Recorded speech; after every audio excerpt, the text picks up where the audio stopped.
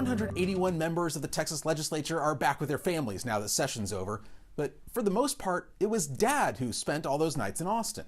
See, according to the Census Bureau, the state has slightly more women than men living here, but in the legislature, there were 133 men to just 48 women. And there's a group called the Lone Star Parity Project that's trying to figure out if that lack of representation is that bad just at the highest levels or all throughout Texas. And joining us now is one of its founders, Adrianna Maberry. Adrianna, thanks for coming on ETX Covered. Of course, I am happy to be here. So Adrianna, you and Brooke Lopez founded the Lone Star Parity Project a couple years ago.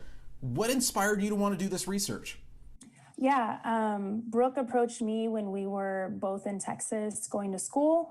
We were doing a nonpartisan political organization called Texas Civic Ambassadors, and she recognized this problem of that no one had the data for women in Texas politics at the local level, and she knew I was very excited about data and about this mission, and so she approached me to kind of address it with her and to build this nonprofit to address that problem. You've looked now at the last couple of election cycles for data. So what did you find when you first started looking through the numbers? Well, we found, like we said, that this doesn't exist anywhere. So the first thing is even trying to compile it together. As far as, Texas goes, we have 254 counties. That's a lot of separate entities to get this information from. And so first, just identifying where the information might exist, or if it doesn't, how do we fill those gaps? And so we have a team of 20 plus volunteers and staff that kind of coordinate all of these different aspects of bringing it together. And now with years, behind us, we now have results for 2018 and 2020, where we can actually look at the numbers about local elected women to see what are the trends going on. Did you have a hypothesis or a theory when you first started this project?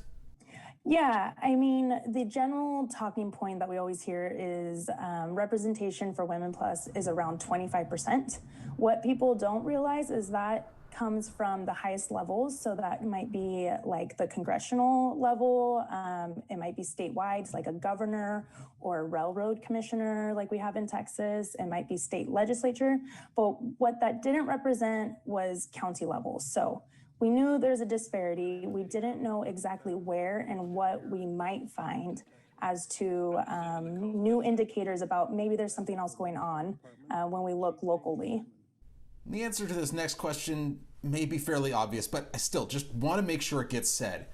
What's the benefit of making sure that we do have parity when it comes to our elected positions? Yeah, it's a good question.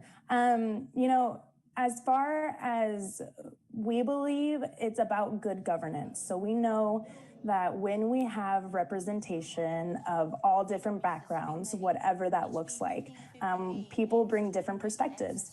It's just like saying, if you have a farmer that has experience versus a lawyer, it's not that one is more important or not, it's that they have different experience, and we need that to be able to run our government efficiently and effectively. And so that's what women bring to the table. We have a different perspective because we just live life a little differently than our male counterparts. And so that's important to have that represented at the level, which is 50-50 in this country. Have you found any difference between the representation at the local level versus at the state or national level? You start to get a lot into nuance when you look at the local level. So there is still a disparity, but you start to see it in different regards.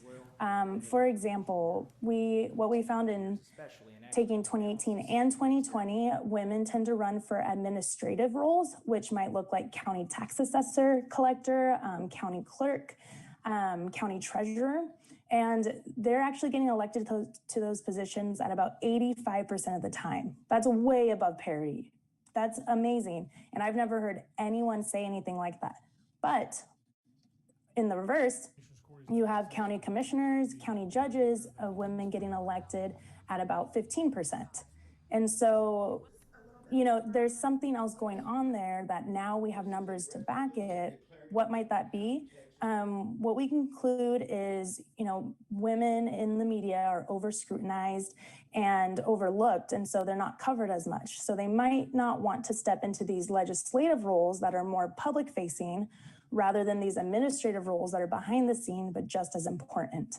Another thing is that women tend to be the managers in the household. And so they might be more comfortable with these roles and so more willing to take that step into politics at that point.